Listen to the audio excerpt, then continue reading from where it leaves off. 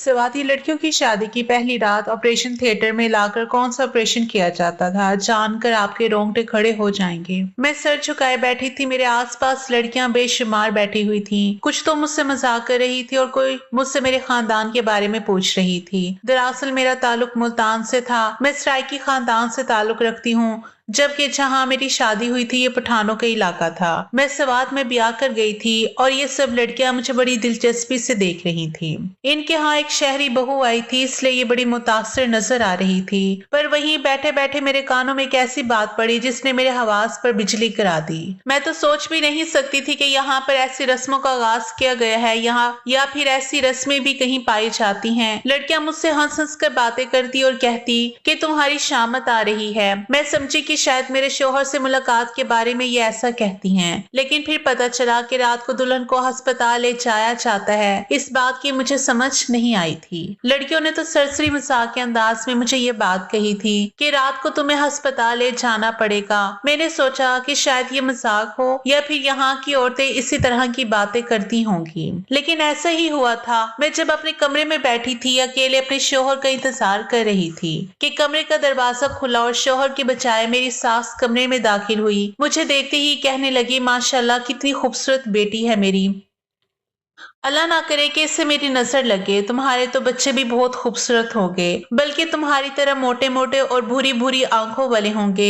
मेरी सास ने आगे बढ़कर मेरा माथा चूम लिया। वो वाकई बहुत सादा और मुखलिस औरत मालूम हो रही थी, लेकिन मुझे उनका अपने कमरे में आने का मकसद समझ नहीं आ रहा था। मैंने उन्हें सवालिया नजरों से देखा तो कहने लगी, बेटा थोड़ी सी जहमत होगी, लेकिन हमारे खानदान में क्या रिवायत है अम्मा जी? मैंने बड़े अदब से पूछा था। उन्होंने भी झिझकते हुए मुझे बताया कि वो मुझे अस्पताल लेकर जाना चाहती हैं। ये सुनकर मेरा मुंह खुले का खुला रह गया। मैंने कहा, अम्मा जी मुझे ऐसी कौन सी बीमारी है जिसे ठीक करने के लिए आप मुझे अस्पताल लेकर जाना चाहती हैं? कहने लगी कि बेटी बीमारी तो कोई भी नहीं है, लेकिन हो तो सकती है। बस बीमारी से बचने के लिए ही यहाँ एक रिवाज है कि औरत को शादी के बाद ही अस्पताल लेकर जाते हैं, उसे इंजेक्शन लगाते हैं। इस इंजेक्शन से वो हमेशा जवान भी रहती है और बच्चे भी सही पैदा करती हैं। कभी इस औरत को मसला नहीं होता, लेकिन शर्त यह है कि ये इंजेक्शन शादी के बाद ही लगवाना होता है। मैं अपनी सास की बातें सुनकर परेशान हो रही थी। सच बात तो ये है कि मुझे उनकी बात समझ नहीं आई थी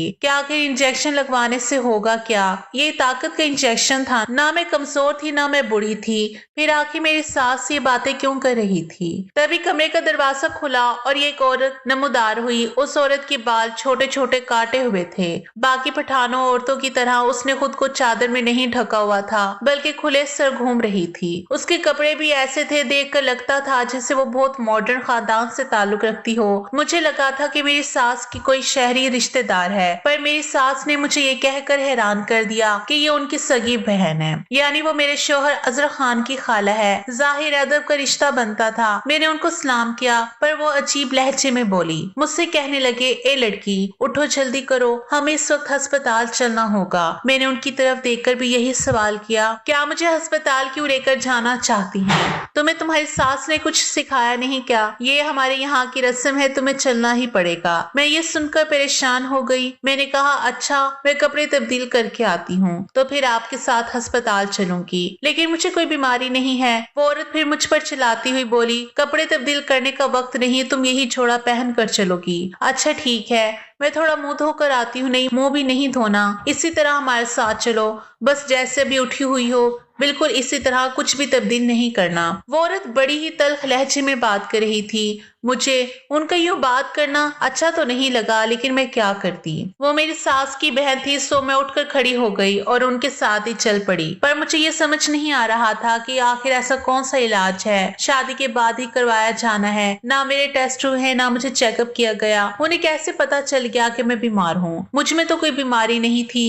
मेरी सास और उनकी खाला ने मुझे एक बड़ी सी गाड़ी में बिठाया। गाड़ी इतनी शानदार थी कि मुझे इस खानदान पर फख्र होने लगा कि मैं यहाँ ब्याह जाकर आई हूँ। वो लोग बहुत ही अमीर हैं। खैर हम लोग थोड़ी देर में अस्पताल के बाहर पहुंच गए थे, लेकिन ना ही मेरी सास ने किसी चौकीदार से पूछा, मुझे सीधा कमरे में लेकर चली गई। वहां जाकर खाला जी ने कमरे की लाइट ऑन की, जबकि दूसरे कमरे की बुझा दी। दरमियान में मुझे लिटा दिया गया। बस बेटी यहाँ लेट जाओ, डॉक्टर आ ही रहा होगा। ये कहकर मेरी सास ने कमरे का दरवाजा बंद कर दिया। खौफ के मारे मेरे तो पसीने छूटने लगे। मैं सोचने लगी थी मुझे ऐसी कौन सी बीमारी थी कि इतनी इमरजेंसी में मुझे यहाँ लिटाया गया था।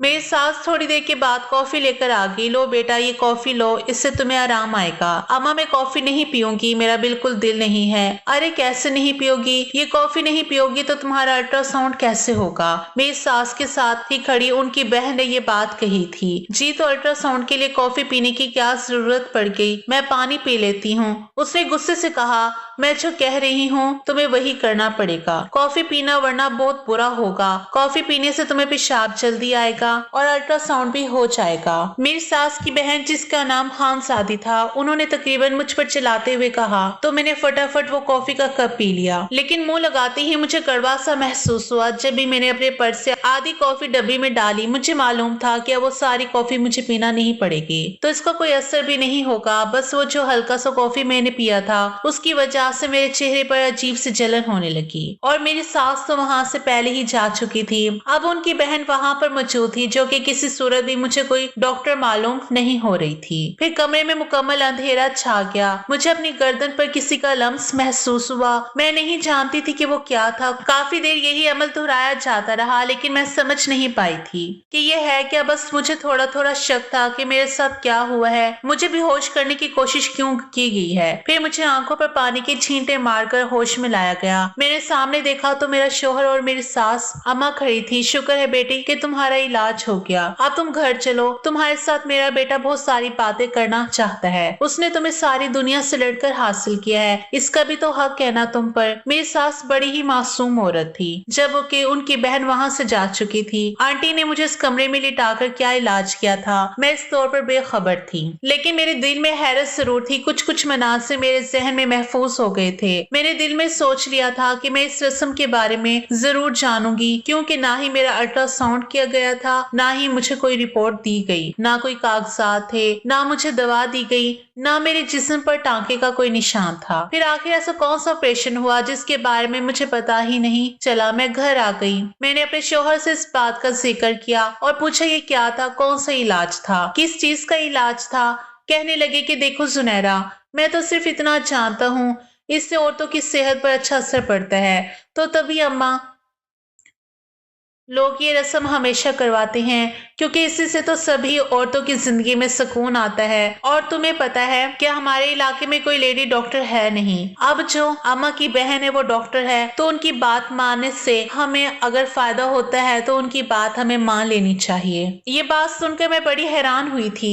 मैंने कहा कि आपको कैसे पता कि आपकी अम्मा की बहन डॉक्टर है? वो तो इसी इलाके से ताल्लुक रखती हैं। आपकी अम्मा कम पढ़ी लिखी हैं तो वो भी कम पढ़ी लिखी होगी। आपने क्या उनको तालीम हासिल करते देखा है? मेरा शोहर भी सोच में पड़ गया। बोला कि नहीं ऐसा तो नहीं हुआ, हम तो वाकई में उनकी डिग्री से वाकिफ नहीं है कि वो डॉक्टर हैं भी या नहीं। मैंने कहा कि सही बात है, जब आपको यही नहीं मालूम कि वो डॉक्टर है या नहीं, तो फिर उनके पास जाने का क्या तुक बनता है। मेरे शोहर को फिलहाल इन बातों में कोई दिलचस्पी नहीं थी। वो मुझसे बातें करना चाहता था, सो मैं भी खामोश हो गई। मैंने कहा कि आप बिल्कुल फिक्र नहीं करें, मैं आपसे दोबारा इस बारे में कोई सवाल नहीं करूंगी, लेकिन अब आप ही मुझसे वादा करें आप कभी मुझ पर शक नहीं करेंगे। मैं इस मामले की तह तक पहुंच जाऊंगी। बोले कि हाँ हाँ बिल्कुल सही है, तुम जो चाहो करो, बस मुझे इन मामला से दूर रखो। मैं सिर्फ तुम्हें दिलचस्पी रखता हूँ। अपने शोहर की मोहब्बत और बेताबी देखकर मैं मुस्कुरा दी थी। अगले दिन मैंने इस मामले की तह में झांकना शुरू कर दिया था, क्योंकि अगले दिन आंटी खुद हमारे घर आई। कहने लगी कि बेटी तुम हमारे घर चलो, हमने तुम्हारी दावत करनी है। मेरा शौहर भी तैयार हो गया। रात वाला वो पूरा सबक भूल गया था जो भी मैंने आंटी के खिलाफ बातें की थी या जो मैंने कल उनसे मोहतात रहने का कहा था, वो उसके जहन से जा चुका था। आंटी का इतना रोब था कि जो भी उनकी बात सुनता वो वही करता जो उन्हें कहा जाता। खैर से आंटी के घर हमने शाम को ही जाना था। मैंने सोच लिया कि ये अच्छा हो गया, चलो उनका घर देखने का मौका मिल जाएगा। इस तरह मुझे मालूम भी हो जाएगा कि दरअसल आंटी खुद ही एक डॉक्टर है, पीछा नहीं। इस बात की वजह से मैं परेशान भी थी। हम जल्दी ही आंटी के घर पहुंच गए। घर क्या था, ये महल था जिसे देखकर मेरे हैरत के मारे मुंह खुला का खुला रह गया। अब मैं समझी थी कि सब लोग उनकी इज्जत क्यों करते थे। हम लोग जब अंदर दाखिल हुए, एक एक चीज बहुत ज्यादा नफासत और खूबसूरती के साथ रखी गई थी। काफी ज्यादा महंगी चीजें वहाँ पर थी जिन्हें देखकर मुझे लगा कि आंटी वाकई एक बहुत अमीर औरत है। मैंने अपनी सास से कहा, आपकी बहन तो लाखों में कमाती है, सर्जरी जो करती है लड़कियों के ऑपरेशन की। मेरी सास कानों को हाथ लगाने लगी। खुदा का खौफ करो बेटी, मेरी बहन किसी से पैसा नहीं लेती, 1 रुपया नहीं लेती। इलाज करने का वो तो ये काम मुफ्त में करती है। ये बात सुनकर मैं हक्का बक्का रह गई थी। जब लोग उनको पैसे ही नहीं देते तो आखिर ये दौलत कहाँ से आई। मैंने कहा कि ये दौलत उनको उनके शोहर की तरफ से मिली है। लेकिन जब मैं आंटी के शोहर से मिली तो वो भी एक मामूली सा आदमी था। उसे देखकर कहीं से भी नहीं लगता था कि वो लाखों करोड़ों की इस जगह का मालिक है। लेकिन बहरहाल काफी सारी बातें थी जिन पर मुझे शक था। मैंने आंटी से पूछा भी कि आपने डॉक्टर की तालीम कहाँ से हासिल की है। कहने लगी कि बस मैंने पुराने वक्तों में पढ़ा है। उनको किसी कॉलेज का नाम भी नहीं पता था। कहने लगी कि इस अस्पताल में जहाँ मैं तुम्हें लेकर गई थी वहाँ मेरे जाने वाले बहुत हैं। मैं एक डॉक्टर के तौर पर काम करती हूँ, मेरा वहाँ पर एक ऑफिस भी है। ये बात सुनकर मेरे जहन में खटका सा हुआ। मैंने ठान ली कि मैं इस अस्पताल में जाकर जरूर पता लगाऊंगी कि आंटी यहाँ क्यों आती हैं। दावत के दौरान ही आंटी ने मेरी सास से कैसी बात की जो मेरे जहन में चिपक कर रह गई। कहने लगी, मैंने सुना है कि तुम अपने छोटे बेटे का भी रिश्ता करना चाहती हो। देखो अच्छे लोगों में रिश्ता करना, और हाँ जो तुम्हें कह रही हो इस लड़की की सेहत के बारे में मालूम कर लेना, और अगर तुम्हें पता चले कि इस लड़के में कोई भी मसला है तो पहले मुझे बताना। बहरहाल शादी की रात वाली रस्म तो मैंने ही करनी है, तो मैं उसका इलाज कर दूंगी।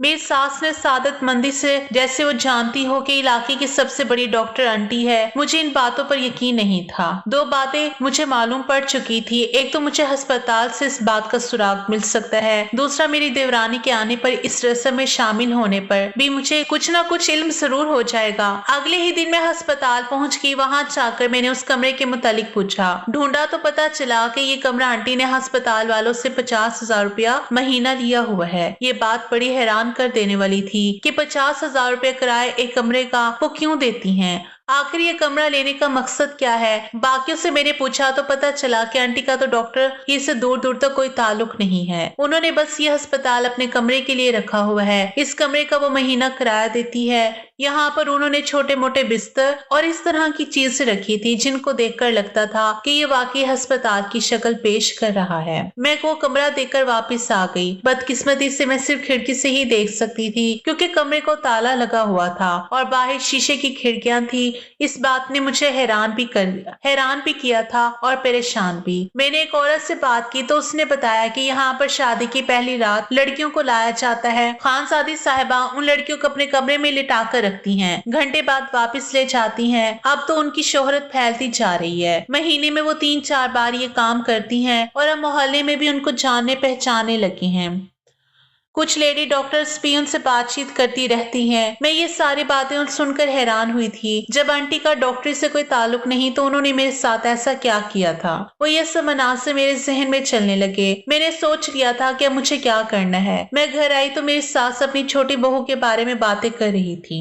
जाहिर है वो लड़की यहाँ आई तो नहीं थी और मेरी सास ने पहले ही अपनी बहन को अपनी छोटी बहू के बारे में सब कुछ बता दिया था कि वो किस किस्म की है और उसकी सेहत कैसी है, तबीयत वगैरह वगैरह। मेरी सास उनसे फोन पर बात कर रही थी और कुछ परेशान लग रही थी। बहरहाल उन्होंने मुझे नहीं बताया कि असल मामला क्या है, बस उन्होंने कहा कि वो बहुत ज्यादा परेशान है। खैर मेरे देवर की शादी के दिन करीब आ रहे थे। मेरा तजस्सुस भी बढ़ गया था। मैंने सोच लिया था कि मैं अस्पताल में जाकर अपनी खाला सास का राज जरूर जानूंगी, देखूंगी और अपनी खाला सास की इस जुर्म से पर्दा हटाऊंगी जो वो हमसे छुप कर रही थी और हमें बता भी नहीं रही थी। मैंने आंटी को इस बात का बिल्कुल भी एहसास होने नहीं दिया दिया कि मैं उनका राज जान चुकी हूँ। मैं अनजान बनी रही। जिस दिन मेरी देवरानी रुखसत होकर इस घर में आई, उसको भी यही सारी बातें सुनाई जाने लगी कि तुम्हारे साथ भी यही अस्पताल वाली रस्म होगी, क्योंकि तुम्हारे इलाज के बगैर हम अपने बेटे के पास नहीं भेज सकते। वो भी एक बड़े घर की थी। कहने लगी कि मैं अस्पताल नहीं जाऊंगी। फिर उसका शोहर आया। उसने भुला फुसलाकर अपनी बीवी को अपनी माँ की बात मानने पर मजबूर कर दिया। ये वो लड़की बेचारी भी इस रस्म की बेहद चढ़ गई। आंटी के चेहरे पर अजीब सी मुस्कुराहट थी, जैसे अब के बाद फिर उसकी हैरत, जैसे अब के बाद फिर उसकी जीत होगी। लेकिन जैसे ही सब लोग गाड़ी में बैठने लगे, मैं भी गाड़ी में बैठ गई। मेरी सास को इस बात पे खुशी हुई थी कि मुझे अपनी देवरानी का एहसास है। आंटी को ये बात बुरी लगी थी। कहने लगी, अस्पताल में ज्यादा लोगों का रश बर्दाश्त नहीं किया जाता। तुम चलकर क्या करोगी? घर पर ही रुको। मेरी सास ने मेरी हिमायत कर दी। बोली कि नहीं बहू है, माहौल देखकर आएगी तो अच्छा है। खैर आंटी मुझे अपने साथ लेकर चली गई। वहां जाते ही आंटी ने एक अजीब हरकत की। मुझसे कहने लगी कि तुम यहाँ से बाहर चली जाओ, हमें यहाँ पर अपनी बेटी का इलाज खुद करवाना है। ये वही कमरा था जहाँ उस दिन मैं ही आई थी और मेरी सास मुझे लेकर गई थी।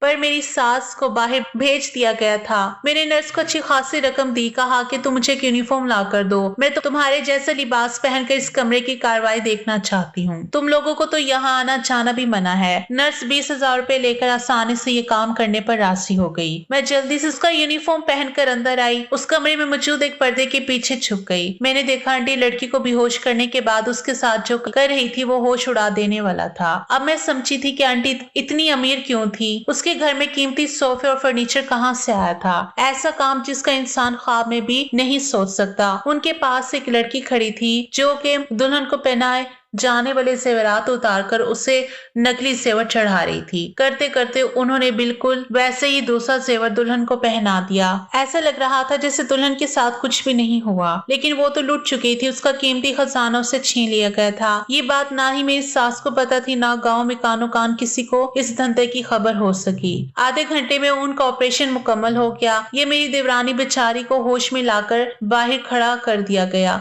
वो दूसरे लिबास में थी। बस उस जेवर के साथ अस्पताल लाया गया, ऑपरेशन क्या किया गया और फिर घर भेज दिया गया। मैं ये सारी बातें जान चुकी थी, पर मैं ये बात अपनी सास को कैसे समझाती। मैंने उन्हें कहा था तो कहने लगी, तुम झूठ कह रही हो। अपना जेवर मायके वालों को देकर नकली चढ़ा ली होगा, इसलिए तुम ये बातें कर रही हो। मैंने कहा, आपको अगर यकीन आए तो आप बाकी सब औरतों को जिनके साथ ये रस्म हुई है उनका जेवर जाकर चेक करवा लें। आपको पता है यहाँ पर लोग 15 तोला सोना चढ़ाते हैं। वो अपनी बहू को खाली हाथ नहीं रहने देते। तो फिर ये कैसे मान लेंगे आप इन सब औरतों को नकली जेवर चढ़ाया गया है? मेरी सास ये सुनकर सोच में पड़ गई। खैर अब जो हो गया था सो हो गया था। वो अपने घर में भी लूट चुकी थी। उन्होंने बाकी लड़कियों को ये रस्म करवाने से मना कर दिया, पर अपनी इतनी अमीर बहन से ताल्लुकात भी बिगाड़ नहीं सकती थी। सो ये हकीकत वो किसी को बता नहीं सकी और आज भी वो दिल ही दिल में चलती है कि काश हमें भी इस रस्म की हकीकत का पता होता तो हम इस तरह ना लुटते। क्या हमारी सालों की जमा पूंजी उस औरत ने हड़प कर ली और कानो कान खबर ना होने दी। इसलिए कहते हैं कि कोई भी काम करने से पहले तहकीकात कर लेनी चाहिए।